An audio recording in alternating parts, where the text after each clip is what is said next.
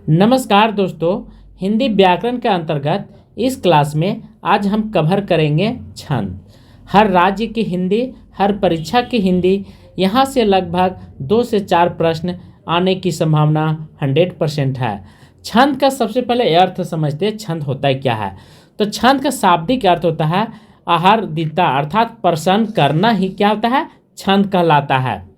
छंद शब्द चंद धातु से बना है, जिसका अर्थ होता है खुश करना। जैसे चौपाई, दोहा को शेरी इत्यादि क्या होता है। दूसरी परिभाषा को समझिए। अक्षरों की संख्या, मात्रा, गणना, गति को क्रमबद्ध तरीके से लिखना ही क्या कहलाता है, छंद कहलाता है। तो ये 2 तरह से हम आपको समझाने का प्रयास किया हूँ। अच्छा लगेगा तो एक लाइक जरूर करेंगे। आज्ञा के अनुसार छंद की क्या परिभाषा देते हैं।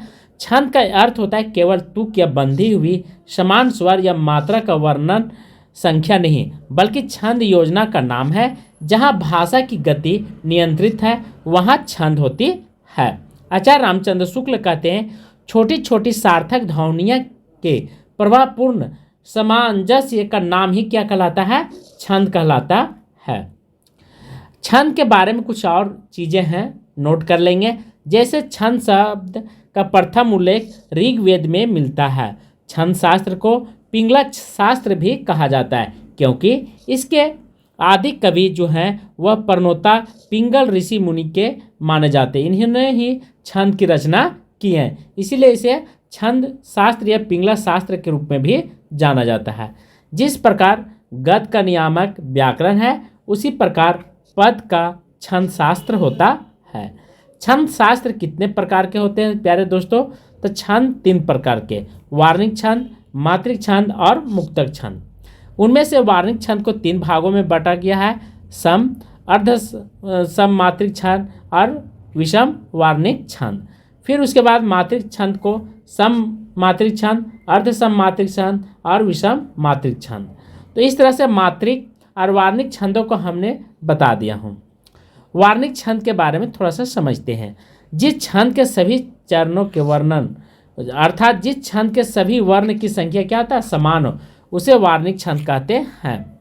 मात्रिक छंद, जिस छंद के सभी चरण मात्राओं की संख्या क्या होता है, समान, उसे मात्रिक छंद कहते हैं। मुक्तक छंद, जिस छंद में वार्णिक छंद और मात्रिक छंद जैसे प्रतिबंध नियम न हो, उसे मुक्तक छंद कहते हैं। छंद के अंग को समझते हैं, तत्व, जैसे इसमें पाद या चरण या पद तीनों एक ही नाम है, ठीक है। वर्ण भी होता है और मात्रा, तो ये छंद का तत्व हो गया, अंग हो जाते हैं। संख्या और क्रम दोनों एक ही नाम है। गण होता है, गति होता है, अति और विराम, ठीक है, एक ही चीज़ होता है। कोई भी कविता या कोई भी चीज़ को हम पढ़ते, जब वहाँ पे हम रुक जाते हैं, ठहर जाते हैं, तो वो क्या कहलाता, अति कहलाता है या विराम कहलाता है। तुक, ठीक है, तुक होता है लास्ट में मैच करता है। पाद या चरण स्पष्ट रूप से समझिए, कहते किसे हैं। टूटी फूटी भाषा में आपको समझाने का प्रयास कर रहा हूँ। पाद या छंद में प्रायः 4 चरण होते हैं। कितने चरण होते हैं, 4। पहले और तीसरे, चौथे को विषम चरण कहा गया, ठीक है। 4 चरण होते हैं, पहले और तीसरे चरण को विषम चरण कहा गया है।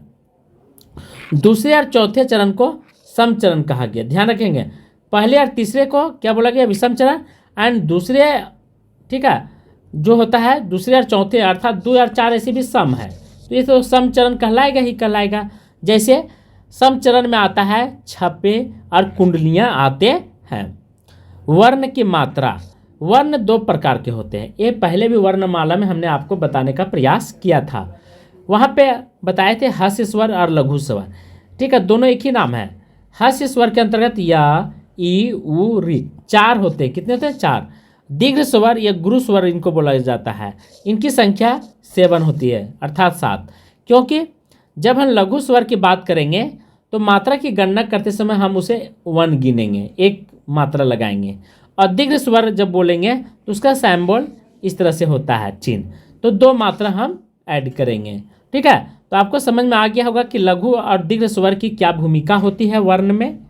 तो इसी तरह लघु स्वर और वर्ण स्वर जहाँ भी आपको दिखाई देगा, लघु स्वर या दीर्घ स्वर, तो गणना करते समय आपको इस तरह से एस आकार में ये हो गया 2, इसको 2 मानिए, और 1 होता है तो 1, ठीक है। ये दीर्घ स्वर का चिन्ह कहा जाता है। आपको मन में यह उत्पन्न होती होगी कि हम दो क्यों नहीं लिखते हैं। देखिए, पिंगला शास्त्र के जो मुनि थे, ठीक है, गुरु थे, वे हर बात को आप व्याकरण के शब्दों में व्याकरण में ही लिखी जा सकती है। ये नहीं कि गिनती के दो लिख दें, ये शोभा नहीं दे सकता। यह हम साइंस की भाषा में इसको गणना करें या रचना करें या चिन्ह को दर्शावें, सैम्बल को, ये भी शोभा नहीं देता है।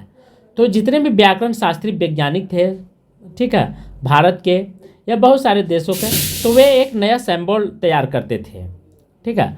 तो इसी तरह से दीर्घ स्वर और लघु स्वर के बारे में हम आपको बताने का प्रयास किया हूँ। गण क्या होता है? 3 वर्ण एक गण होता है, 3 वर्ण का मिला हुआ, ठीक है, 3 जैसे मगन, ठीक है, तो ये मगन जो हो गया एक गण कहलाता है। वाणिक छंदों की गणना ही कहलाती है। गणों की संख्या कितना होता है? 8, जैसे अगन, मगन, तगन, रगन, जगन, भगन, नगन, सगन। ये बिहार स्टेट में आया हुआ है और बिहार स्टेट के लिए बहुत महत्वपूर्ण क्लास है छंद, ध्यान रखेंगे। इसे एक फार्मूले के माध्यम से समझते हैं और चुटकियों में, जैसे अमता, राज, भान, सलगा। तो देखिए, आपको कुछ नहीं करना है, पहले को काटिए, 3 शब्द का पेयर करना है, जोड़ा बनाना है। तो होगा क्या? अमाता होगा, अमाता हो गया, यहाँ पे अमाता लिखिए। इसी को आपको ध्यान रखना है, इसको याद नहीं करना है, ठीक है, ये बिल्कुल नहीं रटिएगा, और न अगन मगन को, इस सबको रटना नहीं, केवल इसी को, इस फार्मूला को रटिए और इसको भी रटिए। अब इसके माध्यम से हम मात्रा की गणना करते हैं। यहाँ पे क्या है प्यारे दोस्तों? 1 है तो 1 लगाएं, और यहाँ बड़ी की मात्रा है तो बड़ी की मात्रा लगा दिए, और ता में भी बड़ी की मात्रा। देखिए, ये सैम्बल और बीच में जो पीला में दिया हूँ, ठीक, पीला कलर में, दोनों के सैम्बल से मैच कर रहा है। तो इस तरह से हमें ध्यान रखना है। अब बात करेंगे, यह से हो गया, अब यह को काट दीजिए, 3 जोड़ा फिर पेयर कीजिए 3 शब्द को, ठीक है, पेयर बनाते जाइए, मतलब पेयर बनाते जाइए, जोड़ा लगाते जाइए। जैसे क्या हो जाएगा? अमाता राज, ठीक है, सॉरी, मातराजा होगा, माता रा, मतारा होगा तो मतारा यहाँ लिखे हैं, ठीक है, भातारा नहीं, मतारा। तो मतारा को क्या होगा? ध्यान रखेंगे, ट्रिपल हो जाएगा, तो ट्रिपल दे दिए ये सकार में। ये हो गया दीर्घ स्वर का पहचान होता है, ठीक है, सैम्बल। अब होता है, उसके बाद होता है, माँ के भी काम कर दिए, ठीक है। अब हो जाएगा तराज होगा, क्या हो जाएगा? तराज लिख दिए, देखिए तराज। तो 2 होगा, ध्यान रखेंगे, दीर्घ स्वर, और एक है लघु स्वर सेम मात्रा मिल रहा है। उसके बाद हो जाता है ता का भी काम हो गया। उसके बाद रा का, राजभा, ठीक, क्या होगा? राजभा। देखिए इस तरह से एक सिंगल, फिर ये, तो राजभा हो गया। अब ज से क्या बनेगा? जभान, तो क्या बनेगा? जभान, ठीक हो गया, जभान बन गया तीनों का। फिर ज के बाद भानस, भानस हो जाएगा, देखिए भानस हो गया। और लास्ट में हो जाएगा भ के बाद नस ल, ठीक है, नसल, तो नसल को भी लिखेंगे नसल। और लास्ट में 3 पेयर बचता सलगा, तो सलगा हो गया। तो देखिए सलगा। तो आपको ट्रिक के माध्यम से हमने बता दिया हूँ, रटने की कोई ज़रूरत नहीं, ऐसा ट्रिक कि जीवन में कभी आप भूल नहीं सकते हैं। तो केवल आपको इसी ट्रिक को अमाता, राज, भान, सलगा को रटेंगे। उसके बाद अगन, मगन, तगन, रगन, जगन, भगन, नगन, सगन, ये सारे आपके दिमाग में कंठस्थ हो जाएंगे। इसमें किसी को चिंता करने की ज़रूरत नहीं है। बिहार स्टेट की एग्ज़ाम देना चाह रहे हैं तो आंख मूंद करके यहाँ से 4 प्रश्न आप ध्यान रखेंगे, पिछले बार पूछा गया था, ठीक है। और झारखंड जेट में भी क्वेश्चन यहाँ से आने की संभावना है। गति क्या होता है? कविता की पढ़ने की प्रवाह को गति कहते हैं। जैसे कविता की पढ़ने की गति, जैसे हम लोग गाड़ी चलाते हैं तो कहते हैं 120 की गति चलो, 110 के, यह हम कहते हैं 50 की गति में गाड़ी चलाना चाहिए, ये मीडियम है। तो यही गति क्या है? तेज वाहन को चलाने की क्रिया को ही गति कहते हैं। उसी प्रकार जब हम कोई कविता या कोई गाना गाते हैं तो स्वर का गति मिलना बहुत आवश्यक है, ठीक है। उतार चढ़ाव गति नहीं रहेगा तो वह कविता हो या गाना हो, सुनने में हमें अच्छा नहीं लगेगा। जैसे जय हनुमान ज्ञान गुण सागर, जय कपीत हूँ लोक उजागर। तो यहाँ पे देखिए गति का मेल होना बहुत जरूरी है। उसके बाद होता है अति, जिसको विराम चिन्ह कहते हैं। अति मतलब रुकना। छंदों में विराम मतलब रुकने के स्थान को ही क्या कहते हैं, विराम चिन्ह कहते हैं। उसे अति रूप नाम दिया गया, अति नाम दिया गया है। ठीक है, क्या नाम दिया गया है, अति। जैसे उसके बाद होता है तुक, चरण के अंत में आने वाले समान वर्ण क्या कहलाते हैं, तुक कहलाते हैं। जैसे वीर तुम बढ़े चलो, धीर तुम बढ़े चलो। देखो ल में लास्ट में ल आता है, चले। ठीक है, वीर तुम बढ़े चलो, धीर तुम बढ़े चलो। देखिए लास्ट में तुक मिल गया ल। तो इसी तरह ये तो फिर कहते हैं जय हनुमान ज्ञान गुण सागर, जय कपि तुह लोक उजागर। लास्ट में ग आ गया, तो ये हो गया हमारा तुक हो गया। तो इस तरह से आपको कंफ्यूज नहीं करना है, ध्यान रखना है। गति, अति, तुक, विराम चिन्ह और लघु स्वर, हस्य स्वर, ये सब कॉमन चीज़ हैं। छंद का ABCD हैं, जड़ हैं। यदि आप जड़ को पकड़ लेंगे तो अपने आप वृक्ष पर चढ़ने की संभावना बनी रहेगी, चढ़ लेंगे, सफलता निश्चित है। लघु या गुरु के नियम को सीखें। ठीक है, कहाँ पे लघु और गुरु स्वर हमारा लगाना पड़ता है। ठीक है, ये तो हमने केवल छोटा सा बताया था भांड सलगा के रूप में, लेकिन कुछ कॉमन साइंस है, कॉमन चीज़ है। जैसे चंद्र बिंदु वाले हास्य स्वर जो होते हैं वह लघु होते हैं। क्या होते हैं, चंद्र बिंदु वाले हास्य स्वर जो होते हैं वह लघु होते हैं। क्या होते हैं, लघु। इसमें इस तरह की मात्रा लगेगा। अनुस्वार वर्ण गुरु होते हैं। अनुस्वार जो होता है, ठीक है, अनुस्वार वाले ये क्या होते हैं, ये गुरु होते हैं। गुरु को ऐसे लिखाते हैं। विसर्ग युक्त वर्ण, ठीक है, ध्यान रखेंगे। जहाँ पे स्वतः या दुख, ये हो गया विसर्ग युक्त वर्ण। उसके बाद 5 है संयुक्त वर्णों के पूर्व का लघु वर्ण, ये गुरु होते हैं। क्या होते हैं, संयुक्त वर्ण के पूर्व का लघु वर्ण ये गुरु होते हैं। जैसे सत्य, भक्त, दुष्ट, धर्म इत्यादि। ध्यान रखेंगे 5वां नियम कि संयुक्त वर्ण जहाँ पर भी आएगा, सत्य, भक्त और दुष्ट, ये लघु वर्ण या गुरु होते हैं। ठीक है, तो संयुक्त वर्ण किसे कहते हैं, जहाँ पे 2 अक्षरों का मेल होता है, मिलन होता है, वहाँ पे संयुक्त। तो ये लघु वर्ण भी होते हैं। ठीक है, लघु वर्ण या गुरु वर्ण होता है। तो ध्यान रखेंगे दोनों को। तो लघु और गुरु, तो इस तरह से हमने आपको बताने का प्रयास किया हूँ। तो लघु, दीर्घ गुरु, ठीक है, तो ये 2 चीज़ को आपको ध्यान रखना है, लघु वर्ण गुरु वर्ण होता है। तो हमेशा इस चीज़ को ख्याल रखना है, जहाँ पे भक्त, दुष्ट, धर्म, यहाँ पे हमेशा क्या होता है, लघु होता है। लघु मतलब छोटा, लघु मतलब छोटा, वहाँ पे इस तरह से साइन लगाना है।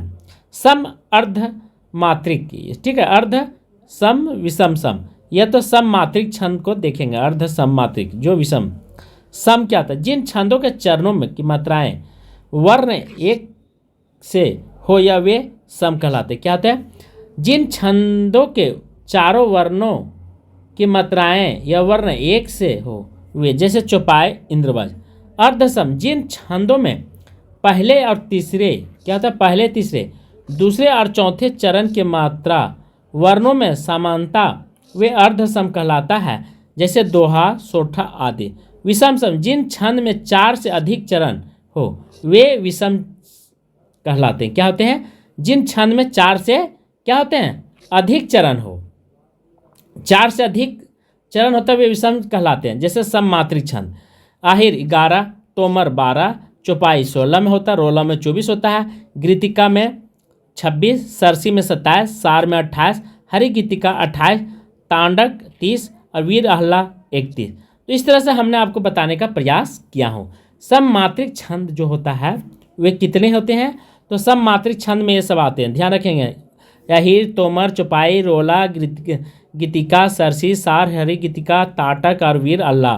तो वीर अल्लाह जो है, अल्लाह रुदल के नाम के जिसमें गाए गए हैं वीरता के बारे में, तो वे सम मात्रिक छंद कहलाते हैं। ठीक है, उसके बाद नेक्स्ट आता है चौपाई सम मात्रिक छंद। चौपाई जो होता है वह सम मात्रिक छंद होता है। यह मात्रिक सम छंद है। पहले इसमें 4 चरण होते हैं, प्रत्येक चरण में 16 मात्राएं होते हैं। पहले चरण के तुक दूसरे चरण से तथा तीसरे चरण की तुक चौथे चरण से मिलती है। प्रत्येक चरण के अंत में अति होते हैं। क्या होते हैं, अति होते हैं। उदाहरण के लिए, जय हनुमान ज्ञान गुण सागर, जय कपीस तिहु लोक उजागर, राम दूती अति लिति बल धाम, अंजनी पुत्र पवन सुत नामा। तो देखिए यहाँ पे पहले चरण में तुक दूसरे चरण से तथा तीसरे चरण की तुक चौथे चरण से। तो यहाँ पे देखिए र पहला को क्या बोल रहा है, दूसरे चरण को तीसरे चरण से तथा चौथे चरण मिलती है, ठीक है। पहले चरण दूसरे चरण से और तीसरे चरण चौथे चरण से। तो देखिए पहले ये हो गया दूसरा, अब तीसरा जो होता है ऐसे, ठीक है। उसके बाद मंगल भवन हरि मंगल हारी दबरहु दशरथ अजर बिहारी। देखिए ये हो गया फर्स्ट, पहला दूसरा, फर्स्ट एंड सेकेंड। तो दोनों का यहाँ पे साफ लिखा हुआ है, चौपाई सममात्रिक छंद है। क्या है, सममात्रिक। इसमें 16 मात्रा होती है। कितना होता है, 16। यदि गणना करें तो देखिए यहाँ देखते हैं जय हनुमान में कितना मात्रा लगती है।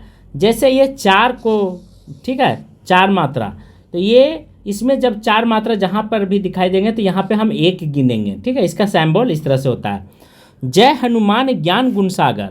तो देखिए पहले चरण में टोटल जो होते हैं, ठीक है, ध्यान रखेंगे प्रत्येक चरण में 16 मात्रा होते हैं। तो जैसे 1 1 1, यहाँ पे 2 गिनेंगे, 2, ठीक है, इस तरह से 2 हो गया। फिर वहाँ पे 1, फिर यहाँ पे संयुक्ता अक्षर है तो यहाँ पर भी क्या होगा, 1 होगा, ध्यान रखेंगे। उसके बाद 1, यहाँ पे 2, फिर 1, फिर 2, फिर 1, फिर 1। अब काउंट करते हैं, 1 2 3, 3 2 5 2 7 8 9 10 2 12 12 1 13 और 2 15 और 1 16। तो देखिए इस तरह से टोटल क्या हो गया मेरा, 16 मात्रा हो जाते हैं।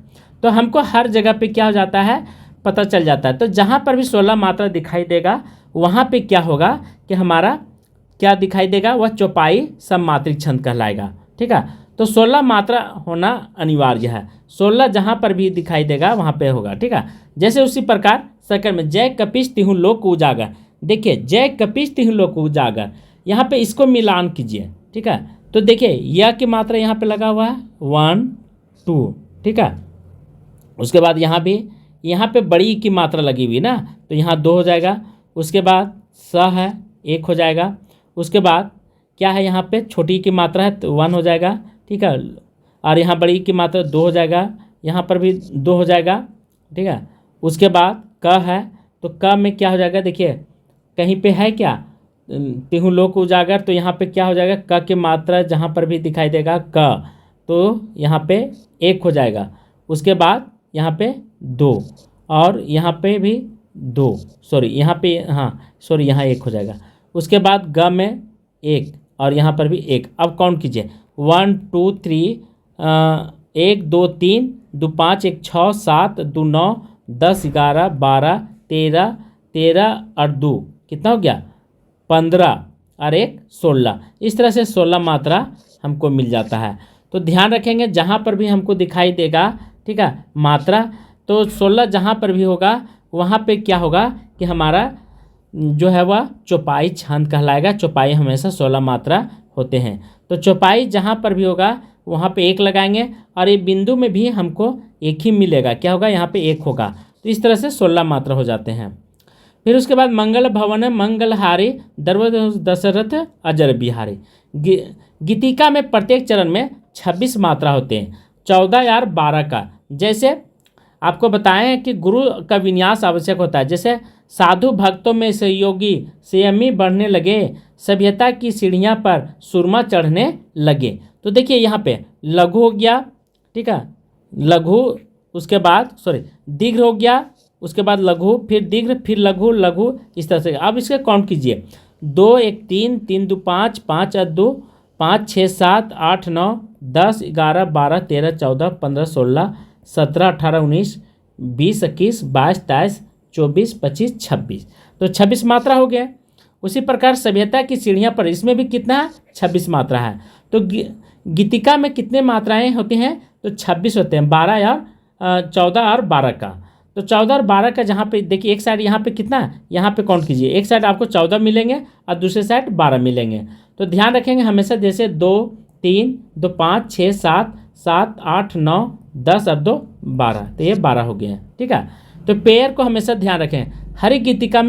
हरि गीतिका क्या है, एक सममात्रिक छंद है। यहाँ पर भी 16 और 12 होते हैं, टोटल 28 मात्राएं होती हैं। ठीक है, तो इसी तरह से आपको ध्यान रखना है।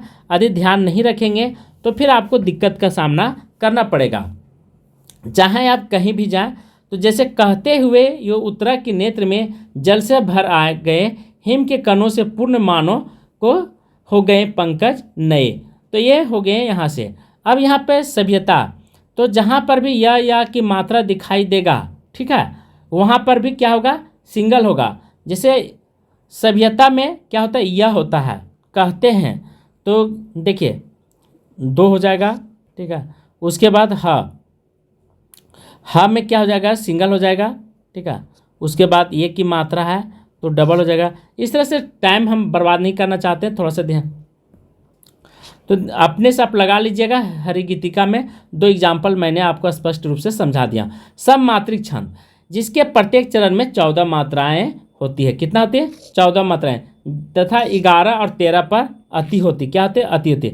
प्रत्येक चरण के अंत में 2 गुरु 2 लघु वर्ण होते हैं। 2 चरणों में तुक आवश्यक होते हैं। जैसे नित नवल लीला ललित ठानी गलोक अजीर में रमत रधिका संग रास रस रंग रुचिर में। तो ये हो गया यहाँ पे आपको मात्रा के बारे में, लघु और दीर्घ स्वर। उसके बाद दोहा, दोहा में प्रत्येक क्या होता है, दोहा या मात्रिक अर्ध मात्रिक छंद है। इसके प्रथम चरण और तृतीय चरण में 13 मात्राएं होती है। द्वितीय एवं चतुर्थ चरण में 11 मात्रा होती है।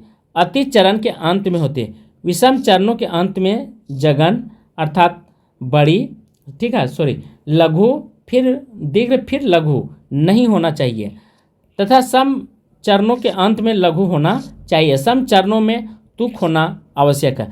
जैसे श्री गुरु चरण सरोरज निज मन मुकुर सुधारी, बन रघु विमल जस जो दावक फलचारी। देखिए र यहाँ मिला, चारी चारी री। तो ये हो गया हमारे दोहा के बारे में विस्तार से बताया हूँ। 13 मात्रा और द्वितीय एवं चतुर्थ चरण में 11 मात्राएं होती है। सोठा मात्रिक अर्ध सम छंद, इसके विषय में चरणों में 11 मात्रा एवं सम चरणों में 13 मात्राएं होती है। तुक प्रथम तथा तृतीय चरण में होती है। ठीक है, जैसे कुंद इंदु सम दे उमा रमन एन। तो यहाँ पे आपको सोठा के बारे में कितना, 11 मात्रा 13 मात्रा के बारे में। जाहि दिन पर स्नेह करूँ कृपा मदन मयन, बेरवे रामायण। ठीक है, बेरवे छंद, यह मात्रिक अर्ध मात्रिक छंद होते हैं, जिसके विषय में चरणों में 12 और सम चरणों में 7 मात्राएं अति प्रत्येक चरण के अंत में होता है। सम चरणों के अंत में जगन मगन होने से बेरवे की मिठास बढ़ जाती है। वाम अंग शिव शोभित शिवा उदार, सरहद सुवार्दिर जनु तांडित बिहार। ठीक है, उसके बाद आता है विषम मात्रिक छंद। विषम मात्रिक छंद 2 प्रकार के, कुंडलियाँ और छप्पे होते हैं। कुंडलियाँ का मतलब होता है मात्रिक विषम का संयुक्त छंद, जिसमें छंद का चरण होते हैं। इसमें एक दोहा और एक रोला होता है। दोहे का चौथा चरण रोला प्रथम चरण में दोहराया जाता है, तथा दोहे का प्रथम शब्द ही रोला के अंत में जाता है। इस प्रकार कुंडलियाँ का प्रारंभ जिस शब्द से होता है उसी से इसका अंत भी आता है। प्रत्येक चरण में 14 मात्राएं होती, परंतु मात्राओं का क्रम पहले 2 चरण में 13-11 तथा बाद में 4 चरण 11-13 का रहता है। साईं अपने भ्रांत को कभू न दीजिए त्रास, पलक दूरी नाहि कीजिए सदा रखिए पास। तो यहाँ पे आपको ध्यान रखना है कि कुंडलियाँ में कितना, 11-13, बाद में 4 चरण होते हैं, और इसके 4 चरण होते हैं, और हमेशा 11-13 भी रहता है। कहीं 13-11 या 11-13 भी हो सकता है। उसके बाद सेकेंड है छप्य। यह मात्रिक विषम छंद है। इसमें छंद चरण होते हैं। प्रथम चरण में रोला 24 मात्राएं और अंतिम 2 चरणों में उलाला के 28 मात्राएं होती हैं। छप्य में उलाला के सम विषम चरणों की यह योग्य 15 + 13 टोटल मिलाकर के 18 मात्रा वाले होते हैं, अधिक प्रचलित है। जहाँ देखिए कविता के माध्यम से आपको समझाने का प्रयास कर रहा हूँ। जहाँ स्वतंत्र विचार न बदले मन में मुख में, जहाँ न बाधक बने सबल निबोले के सुख में, सबको जहाँ समान नियोजनति का अवसर हो, शांतिदायिनी निशा हर्ष सूचक वासर हो। वार्णिक समवृत्त छंद। वार्णिक छंद जहाँ वर्ण गणना के आधार पर रचा गया हो, छंद वार्णिक छंद कहलाता है। क साधारण वे वार्णिक छंद जिनमें से 26 वर्ण के चरण होते हैं। दंडक वे वार्णिक छंद जिनमें से 26 वर्ण से अधिक वर्ण होते उसे दंडक कहा जाता है। वार्णिक छंद के प्रकार प्रमाणिक 8 वर्ण होते हैं। स्वागत, भुंजगी, इंद्रवर्जा, उपेंद्रवर्जा, शालिनी 11 वर्ण। वसंत तालिका वर्ण, चंचला, पंचमरा 16 वर्ण। सिख रानी, मंदाकिनी 17 वर्ण। साधुल व क्रीडिता 19 वर्ण। अस्त्रंधरा 21 वर्ण। सवैया या 26 वर्ण। घनाक्षरी 31 वर्ण। रूप घनाक्षरी 32। देवनाक्षरी 33। कवित मनहरण 31 या 13। और मालिनी 5। सवैया वार्णिक समवार्णिक छंद एक चरण में 12 से 26 तक वर्ण होते हैं।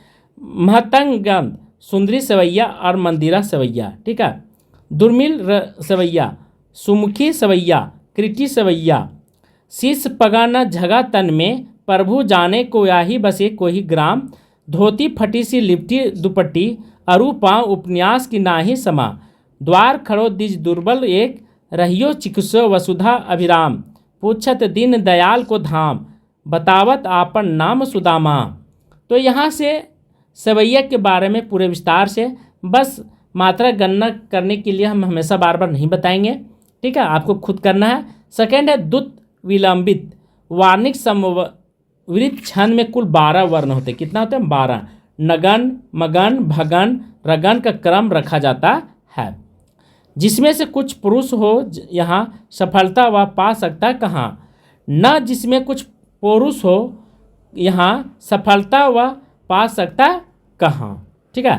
तो आपको वर्ण बैठा करके देख लेना है। न से नगन, उसके बाद भगन, अर्थात नगन में आप देख लीजिए किस तरह से यहाँ बैठाना है, 1 1 1। उसके बाद भगन में 1 1 1। फिर यहाँ पर भी भगन है तो भगन में भी बड़ी हो जाएगा, फिर 1 हो जाएगा, 1 हो जाएगा, ठीक है। तो इस तरह से आपको ध्यान रखना है। इंद्रवर्जा वार्णिक समवार्णिक वर्णों की संख्या 11। प्रत्येक चरण में 2 तगन, 1 जगन और 2 गुरु वर्ण होते हैं। मैं राजा की चाह नहीं करूँगा, मैं जो तुम्हें इष्ट वही करूँगा। संतान जो सत्यवती जनेगी, राज्य अधिकारी वही बनेगी। तो यहाँ पे हमने इंद्रवर्जा की कविता आपको बताया, कुछ पंक्तियाँ, तो कुछ ध्यान रखेंगे। होता है उन्हें केवल धर्म प्यारा, सत्कर्म ही जीवन का सहारा। जागो उठो भारत देशवासी, आलस त्यागो न बनो विलासी। ऊंच उठे दिव्य कला दिखावो, संसार में पूज्य पुनः कहलावो। फोर है उपेंद्र वर्जा। उपेंद्र वर्जा जो वार्णिक समवृत्त छंद है, इसमें वर्णों की संख्या प्रत्येक चरण में 11 होती है। गणों का क्रम जगन, मगन, तगन 2 गुरु होते हैं। जैसे बिना विचारे जब काम होगा, कभी ना अच्छा परिणाम होगा। 5 है मालिनी। वार्णिक समवृत्त जिसमें 15 वर्ण होते हैं। 7 और 8 वर्णों के बाद अति होती है। गणों के क्रम नगन, मगन, भगन, अगन ये होते हैं। पल पल जिसके मैं पथ को दिखती थी, निस्दिन जिसके यही ध्यान में थी बिताती थी। प्रिय पति व मेरा प्राण प्यारा कहाँ है, दुख जल निधि डूबी का सहारा कहाँ है। उसके बाद 6 है बसंत तालिका। इसका दूसरा नाम सिद्धोन्नता है। इसमें वर्ण होते हैं जिसका गुणात्मक क्रम इस प्रकार तगन, मगन, जगन, भगन, अंत में 2 गुरु। जैसे कुंजी वही, थल वही, जमुना वही, बेले वही, वन वही, विपटी वही है, पुष्प पलव नहीं, ठीक है, वज्र भी वही है। ये किंतु श्याम बिन है न वही जानती है शालिनी। लास्ट में एक शालिनी के बारे में आया हो तो पूरे विस्तार से बताएंगे। तो आज की क्लास में यहीं पे समाप्त करता हूँ। थैंक यू, धन्यवाद।